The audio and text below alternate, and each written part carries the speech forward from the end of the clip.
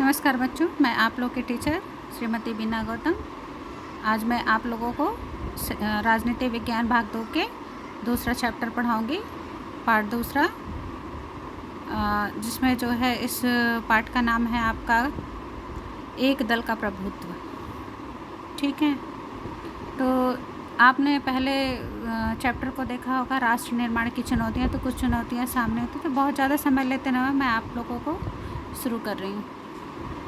आपको क्या करना है, ध्यान से सुनना है और देखना है। तो जो चीज़ें समझ में आती है आप उसके बारे में बताएंगे, नहीं समझ में आएगी तो भी बताएंगे। तो सबसे पहले चुनाव आयोग कब बना? तो चुनाव आयोग का मतलब होता है जो चुनाव कराते हैं हमारे देश में। तो चुनाव आयोग, निर्वाचन आयोग, इनका काम होता है देश में चुनाव कराना। तो अब ये कब बना, ये सन याद रखना है, 1950 में। फिर अगला क्वेश्चन क्या होता है कि प्रथम चुनाव आयुक्त कौन थे, कौन चुने गए थे? तो सुकुमार सेन थे। अब हमारे पास प्रथम चुनाव में क्या चुनौतियां सामने आई थी उसके बारे में हम जानेंगे।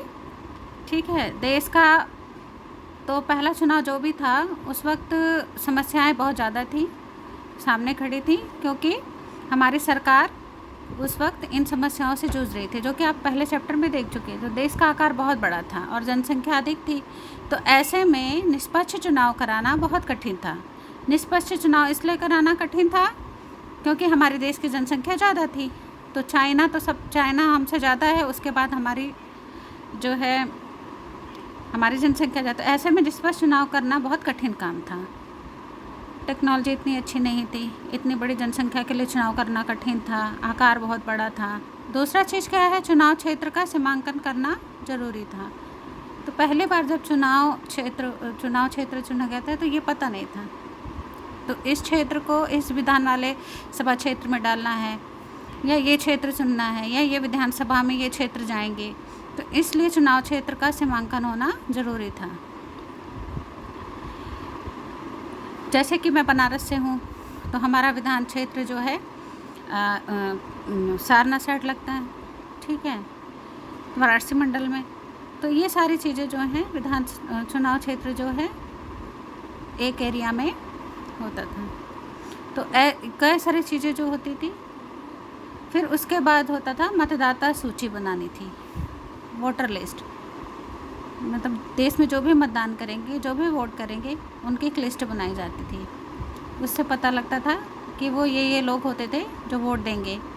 जब पहले मतदाता सूची आई तो उसमें 40 लाख महिलाओं के नाम दर्ज होने से रह गए थे।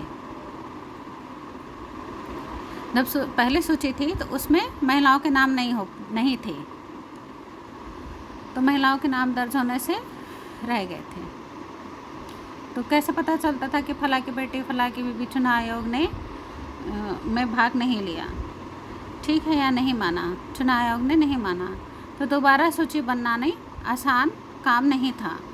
तो मतदाता 17 करोड़ थे और विधायक 3200 और लोकसभा सांसद 489, यानी साक्षर मतदाता 15% ओनली थे और 3 लाख लोगों को चुनाव की ट्रेनिंग दी गई थी। तो बहुत पढ़े लिखे जो कम थे उनको समझाना बहुत मुश्किल होता था कि चुनाव क्या है। मतदाता सूची में उनको नाम देनी होती थी और सारा काम क्या होता था, लिखित रूप से होता था, रजिस्टर में दर्ज होता था।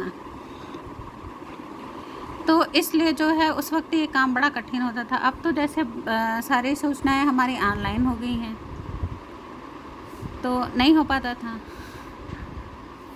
तो उस टाइम ऑनलाइन सिस्टम नहीं था, तो उस टाइम रजिस्टर में ही दर्ज होता था।